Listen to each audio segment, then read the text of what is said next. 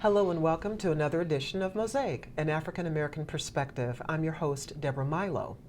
In 2014, President Obama launched the My Brother's Keeper initiative to encourage candid dialogue among community leaders and young people to put all youth in a position to thrive, regardless of their race, gender, or socioeconomic status.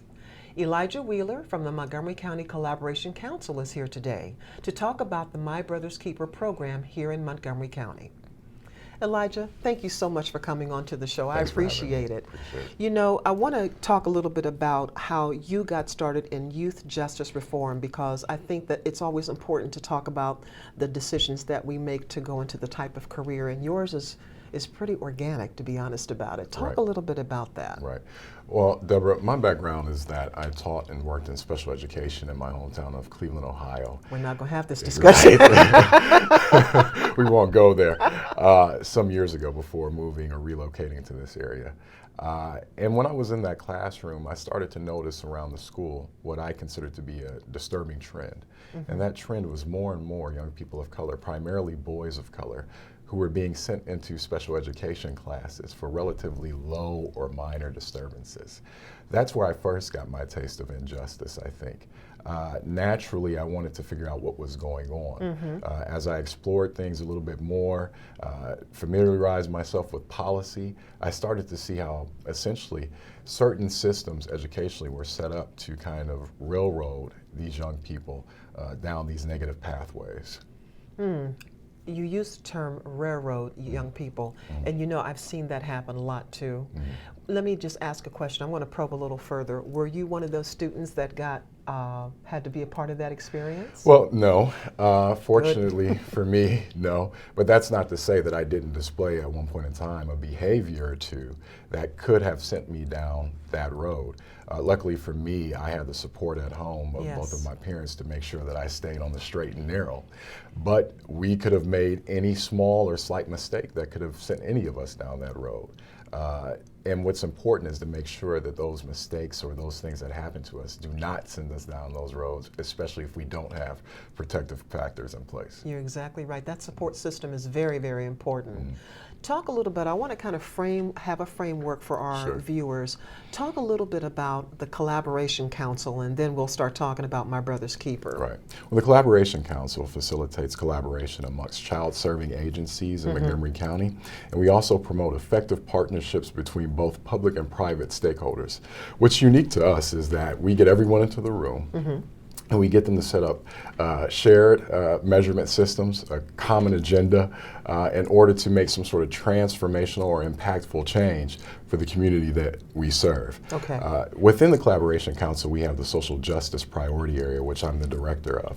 So for us, when MBK came along, this was a natural thing for us to do, being that we were so very concerned around the lives of young people of color in Montgomery County anyway, that we kind of just stepped right in and assumed a position to kind of help push this thing forward. Okay, then, so how does My Brother Keeper come into play with that? So when we start talking about My Brother's Keeper, we're really talking about communities, in this case Montgomery County, building a robust plan to ensure that all youth, regardless of where they come from, who their parents are or what they look like, are given opportunities to succeed, right? And so for us at the Collaboration Council, we find it very important that we keep in mind that these are young people we're talking about. Right. There's a need for not only first, second, third, fourth, fifth chances to be given for the mistakes that young people make.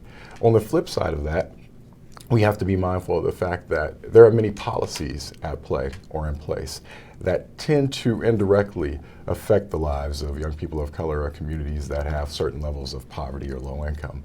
And we really have to take a step back to look at those policies to make sure that they're not doing anything on their face or otherwise to subject people to disparate treatment.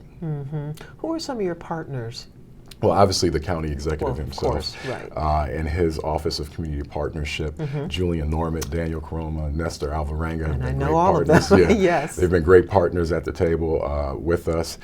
Then as well, community agencies, YMCA Youth and Family Services under the leadership of Carson Henry, Lead for Life, Man Up, LAYC, the list goes on and on. But these folks have really been instrumental in helping us get to this point with MBK.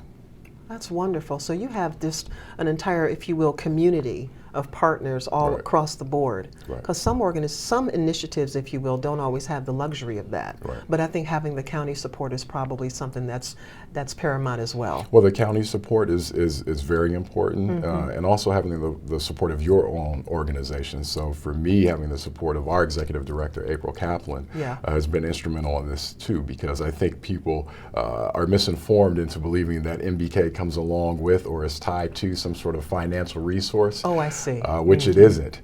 So essentially, this is a coalition of the willing, of people who have gotten together because this issue is so important to them and have decided that they're going to take up the mantle of MBK. I like how you said that, taking up the mantle of MBK. I think that that's extremely important. You know, I know that MBK, this whole initiative is all about helping, you know, men across the board, young men especially, but we know that we have to hone in specifically on African American men. Can you talk a little bit about how My Brother's Keeper will use the methodologies in order to help young men, African American men, make those better choices? Well, I think the thing to keep in mind is that, you know, there are 6 milestones to MBK. Yes. Here in Montgomery County, what we're focusing in on as milestones are, first, all youth graduate from high school, and secondly, all youth remain safe from violent crime and are given second chances at opportunity. Yes. For young men of color, when we start to look at some of the data and really begin to peel that onion back, so to speak, we're seeing really high rates of arrest within our school system and really high rates of suspension for them. Now, we talked about this yesterday on the Correct. radio show, and the statistics really, it was amazing. I could not believe how significant the statistics were. Right. Can you talk a little bit about the stats? So they're very disturbing, They to are. say the least. In 2016, that we can sit back and we can look at overall the rates of arrest and crime committal have gone down, but from a disproportionate standpoint, they've gone up for young men of color. So they make up the large majority of those now who are being suspended, expelled, and arrested at school. So we really have to figure out what's going on. I don't believe that it's solely attributed to the behavior that students display agree. in school. I really think that the onus should not be placed on them. I Right. think that we really need to look at the policies and then the practice of those policies that are leading to some of these outcomes. Do you think that black youth within Montgomery County are optimistic about their future? And also, do you think that it varies depending upon their circumstances? Well, it definitely varies depending upon their circumstance, and I don't mean to speak for everyone, Right. obviously, in Montgomery County, but I can tell you, personally, as a person of color, when you turn on the television and you see people who look like you, who are either being arrested, being killed, Yes. at the hands of people in their community or at the hands of law enforcement, there's some sort of trauma that's associated with that. And so while we can all hope to be optimistic, I was brought up to believe that faith without works is It's dead. dead. So we have to do everything that we can on our behalf to ensure that we can do something to help that optimism be as buoyant as possible. Talk about a little how the public school system can kind of help with that whole piece, because there's a lot of responsibility that the school system has. Right. So they've actually been really good partners. Right. They've been great partners. Dr. Kim Statham has been at the table with MBK, so she is definitely a big partner and a proponent of this initiative. And what they did was, a few years back, they looked at their code of conduct and decided to change some things to ensure that there were steps along the way to ensure that youth were given fair and equitable treatment before they were essentially suspended or expelled from school. So they have taken some steps in the right direction. And as with anyone else, I think that they're looking at their stats, and this is giving them an opportunity to course correct and figure out exactly what's working, what's not, and what could be changed to ensure that the outcomes are better for youth of color. Does it remind you of a situation where, you know, we talked about this yesterday as well, where when an African American student or a student of color goes into the classroom and they see people who look like them, I think that the statistics also say that their outcomes are much more positive and a little higher. Right. Okay? Right. Well, representation is important. Oh, yes. And something that's analogous to that is, you know, and I'm not quite sure how many people out there have the iPhone. I'm new to it. I had a BlackBerry for a number of years. But on there, they have this emoticon option. Right, of course. And once you choose an emoticon, once you press on it now, it comes in all different shades. I've noticed that. And colors. I noticed that. And there is something inherently that makes you feel good when you see something or someone that looks like you It that you does. can relate to. It does. So I think that that's very important for our young people to have folks who look like them in positions of leadership. I agree. That they feel automatically can understand what it is that they are experiencing. Let me ask you something, Elijah. What can the county do overall to reconnect youth who feel as though, or that we can see that are disconnected? Well, first, the county can care. Yes. I think that's important. I think we all have to understand as residents of Montgomery County that we all have children within MCPS. A lot of people will say, well, no, I don't have any kids, or my kids go to this private school. Right. If you're paying taxes in Montgomery County, you have a child in Montgomery County schools. That's wisely stated, yes. So I think that's the first step, is to care about your neighbor and to care about your community. Secondly, funding. We live within miles of the nation's capital, very closely, approximately speaking, to a lot of major philanthropic organizations. That's true. Funding for initiatives, I think, is key. There's the old saying, put your money where your mouth is. Oh, yes. So it's great to talk about these issues and to have a heart for them, but if we are not actively financing things that we know can help to change some of these outcomes, then we're really not doing everything that we can. What would you suggest just as a beginning factor that schools would do according to the research that was done? What would you say is the one thing you'd like to see done based on that research through the school system? Through the school system, well, I think training for educators Yes. is key. We can't automatically assume that young people who are graduating from college with teaching certificates are prepared to enter the classroom That's true. and to deal with children. Many of us who are parents are still learning how to deal with children. There is no handbook, by the way. No, I've There been is looking for none. one. I looked for one 16 years ago with my son, and I have another one on the way, and I still haven't found one. And so, no, there is no handbook. But I think training and placing an onus on training for young people who are coming into the classroom, and even for people who have been there and are relative seasoned professionals, the need for training and understanding the importance of cultural competency Oh, yes. and these other things that teachers really need to be cognizant of as they teach our children. Do you think, speaking of the school system, and we could have this conversation all day long Definitely. in itself, but do you think that the school system, for the most part, you hear so oftentimes, and we do see it, that there's a lot of diversity within our school system, right. but sometimes I think that we are not looking at the total picture of diversity, because diversity comes in many forms and people interpret it differently. Well, people interpret it differently, and there's a difference between diversity and inclusion. I completely agree with And you I think there. people need to understand that. So it's great to have a room full of diverse folks Right. and voices, but if we're not being inclusive of those folks, if we're not being inclusive intentionally of their voice, then we're really not doing what it is that we need to do. Elijah, I can't agree with you more. And I tell you what, when we come back from our break, we're going to talk a little bit more about the Community Day of Action. Sounds good. Sounds good? For those of you who've just tuned in, you're watching Mosaic, an African American Perspective. I'm Deborah Milo, and I'm talking to Elijah Wheeler from the Montgomery County Collaboration Council. After a short break, we'll be back with more conversation about this worthwhile initiative. I already knew that I was going to go to college, from a young age. I definitely want to major in political science. After that, I'm going to get my law degree. Then I'm going to come back to Detroit, boost the economy, become the mayor or something, try to make the situation better for other people. I feel like I owe it to the city. I'm determined. It's going to happen. My name is Justin, and I am your dividend.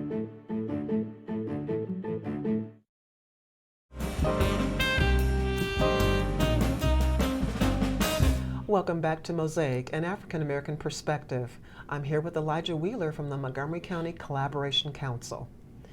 Elijah, before we went to break, we were talking a little bit about, and you brought this up about cultural competence and diversity, and I kind of want to expound upon that a little bit.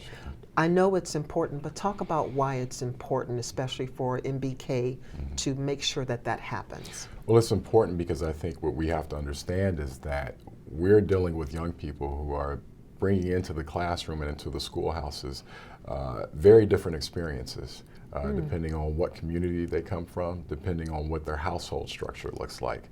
Yeah. We cannot automatically assume that those who are given the job to teach them understand what those experiences are. That's true. Whether or not those experiences are even similar, there needs to be a certain level of training that accompanies that so that people understand what it is to interact with our young folks.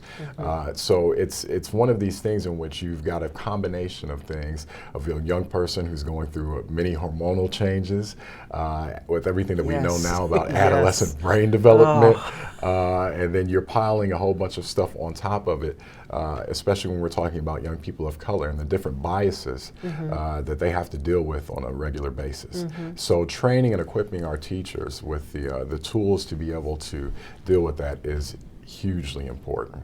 I couldn't agree with you more, and I'm still back to that handbook. Right. Like I said, I'm still, maybe that's something a bunch of parents need to collaborate on and write. Definitely. Talk about the Community Day of Action and what Sure. it's all about. So the Community Day of Action is just that. I think I said it yesterday. Action is a verb. It's an opportunity for the community to come together with other stakeholders within the community to talk about the barriers that we already know exist, Yeah. but to take the next step and identify possible solutions to overcoming and achieving some really impactful outcomes for our young people of color. It's the hope that people are able to work together following the day of action and not be relegated to these silos that they typically work in when it comes to a lot of these efforts, but to work across the board to share information, share data, share best practices, share failures as well too, to figure out what it is that we should not be doing to move forward, I think is important.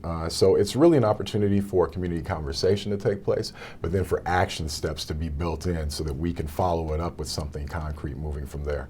And that's what I'm hoping will happen as well. So now, will there be breakout sessions? Will there be, different types of things going on? Yeah, there will be breakout sessions. Underneath the 2 milestones of all youth graduate from high school and all youth remain safe from violent crime, there will be breakout sessions associated to that. Okay, I see. So for instance, underneath all youth who graduate from high school, we have a session specifically for LGBTQ youth. Nice. Because we found that there were some really big barriers to high school graduation for youth who identified as LGBTQ. And they had great disparities when it came to dropouts and school suspension as well. Didn't realize that. Yeah, and that was in that CYTO report, Connecting Youth to Opportunity. So there will be a breakout session around that. There's going to be another one around student engagement, another one around parental engagement.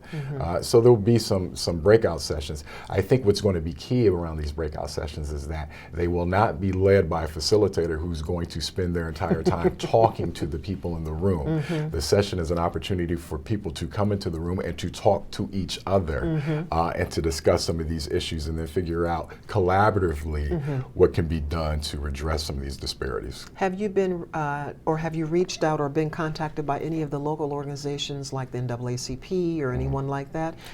Has anybody responded? Yeah, I've talked to a few Good. folks. Good. We've had preliminary conversation, but once again, it's the hope that they come that day because everyone's invested in this kind of thing, with the understanding that this is something that the community should be leading as well too. Many of us, on many different occasions, have opportunities to sit at tables and to talk about people, to talk at people, but not to talk with people and listen to people. The Day of Action is an opportunity to talk with people and to listen to people. When I went through the report, the research done for that report was outstanding. And when I went through the report, I noticed that the facilitators, from what I understand, were actually young people. It was not adults. Is that correct? Yeah, and so that was something that was really different in this case. That's very different, very unique. It's very unique. Beta Associates did a very good job of going out and connecting with young people and realizing that the best way to get answers and responses from young people was to use talk to young people. Other young people. That's right. Typically what happens with many of these things is a system typically is a reflection of the problem. True. So we set up these organizations to address the needs of young people, but then there are no young people in the room, and we set up organizations to talk to or address issues of poverty, but there's no one who's lived in poverty in the room. So Beta did a really good job of changing that paradigm, so to speak, and having the young people go out and connect with each other to get that information. When I read that and I talked to Michelle, I thought that was absolutely amazing, that the vision to be able to make that happen and have young people to be the ones to facilitate that was incredible to me. It's very incredible. Now, let me ask you, I know that there's a website under development? Correct. Okay, and talk a little bit about the information for the event, such as the date, the timing, and where. So the event's going to take place at the end of this month, April 30th. April 30th, okay. Which is on a Saturday. It's going to start registration will open at 9:30. Okay. The event itself will begin right around 10 o'clock. It will be at Clifton Park Baptist Church, Okay. which is in Silver Spring. I think that's the corner of Piney Branch and University, and the Long where Branch that is. neighborhood. Okay, yeah. Exactly. Clifton Park is a historically black church. Yes, it is. That's centrally located in Latino community. Isn't that unique? We thought it was very unique, and we thought that it presented us with a unique opportunity. Oh, absolutely. For the people who are talking about doing this work to actually do it in the heart of the community that we're talking about serving and working with. Right. So Clifton Park has been a really great partner. Pastor Lewis and his wife Cassandra have been great partners in opening their doors and allowing for us to hold the event there. Of course. And we're really looking forward to that partnership growing with them and with the Long Branch community, as well as the entire Montgomery County community. The makeup of that community just amazes me, you know. So now, is there a contact information that you can share with our viewers so that they know that they can call someone or they can email someone? That would be me. People can The reach. man of many hats. yeah. In this case, yes. I can be reached at area code 301 301 354 354 4917. 4917. Or I can be emailed at elijah.wheeler at collaborationcouncil.org for further information. Okay, that's good to know. I'm curious, Elijah, what do you envision actually for My Brother's Keeper and how everything is going to come together? Because you know, you're a visionary, and so I know that you have a vision for what you hoped that this will accomplish, especially the Community Day of Action. That's a good question, but I think the better question is, what does Montgomery County envision? Nice. You know, it's not up to me. It's up to us as a community. It is. We have to get to a point and place where we look at the statistics that came out of this report and other reports that are similar to it and say, because a child is born in Montgomery County and they're black and or Latino, should not automatically mean that they are 2 steps behind their white peers. Or failure. Or failure. And so we've got to do something to redress that. You know, we were also this false hope that once President Obama was elected, we somehow became post-racial. These reports and these stats and folks who are working on the ground will tell you that that could not be further from the truth. My hope, certainly, is that with my young person, with my child that's on the way, Right. that in another 16 years when she's 16, that we're not talking about this issue still, because that would be a failure. You know what, when I hear things like that, it really sends a chill through you, you know what I mean? And to be able to look at this from where we were 40, 50 years ago, unfortunately the sliding scale has slid back to some degree. Right. And we know that, I want to ask you one more question with regard to the report. Talk a little bit about some of the components that you see happening with the report that you hope to be able to see in place at the Community Day of Action. Well, really, the parental engagement piece. I was going to ask that question The actually parental about engagement that. piece is huge. When we look at both the Latino and Black youth reports, one of the big things that came out was well over 50% of our young people from these communities reported the fact that they didn't feel that their parents were properly engaged. 50%? Over 50% of them felt that their parents That's weren't disturbing. properly engaged, and that is a problem. And so what's going to be key with our breakout session is that the people facilitating that are actually MCPS parents. Oh my, Who are okay. also partners in the MBK initiative here in Montgomery County. It's important to have something that's parent-led, so that it can be formed and framed in such a way that parents get it, because parents are the ones leading it, instead of Yes. people who are, you know, working in these fields saying, well, this is what parents should be doing or what we should be doing. The people who know best are the parents themselves. And that's true, and the young people as well. You Exactly. know, have you had a chance to talk to many young people? I'm sure you have. Yeah. You know, to get their input about what they're looking forward for the Community Day of Action. Yeah, I have, and you know, I think young people are just tired of the talk, to be honest with you. You know, They are. We're in a generation where they want action. They want action, and I think we've seen that in so many different cases today with even the way that civil rights issues are handled. Of course. It's more about action. It's not necessarily about having designated leaders or anything like that. They want to get to the heart of the issue. We spent so many years at this point dealing with the symptoms. It's time for us to get at the disease. Ooh, symptoms. Yeah, you're right about that. You know, unfortunately, this is what we see, and this is what we have. Right. So, do you have any parting words or words of wisdom that you can leave our viewers with? Parting words or words of wisdom? Well, first of all, thank you for having me You're here more today. than welcome. I really appreciate it. I think that what people need to understand is you are the author of your life. And it's important to understand that depending upon what someone else decides, it can change your life from one chapter to the next. If we build the community that we really envision having here in Montgomery County, it's important that we allow for the authors of their own lives to have the opportunity to write their biography the way that they see it. And we have to ensure that people have ample opportunities to success. I hope you write that down. I hope you write a book, and I hope your book has that as the actual, either the foreword or the epilogue. I really, really do. Elijah, thank you so much for coming on the show today. We really, really do appreciate it, and sharing all about the study and also about the upcoming Community Day of Action. Thank you. So again, if you want information, Elijah Wheeler at The Collaboration Council, all one word, .org. collaborationcouncil.org, all Correct. one word. Elijah, thank you so much. Deborah, I appreciate it. Unfortunately, that's about all we have time for today. I want to thank my guest, Elijah Wheeler from the Montgomery County Collaboration Council, for spending some time with us today. I'm Deborah Milo. Please join us again next month for another edition of Mosaic, an African American Perspective. Till next time, make it a positive day.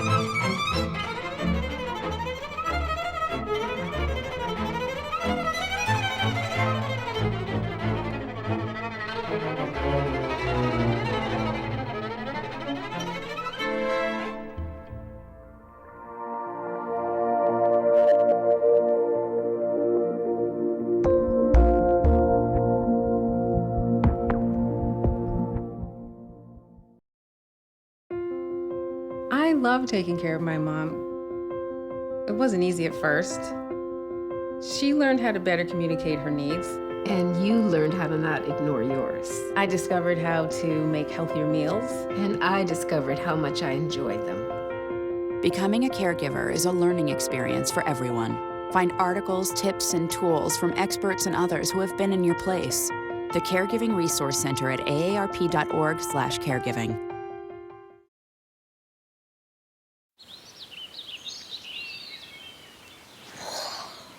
Oh, look, a redhead. Staring contest.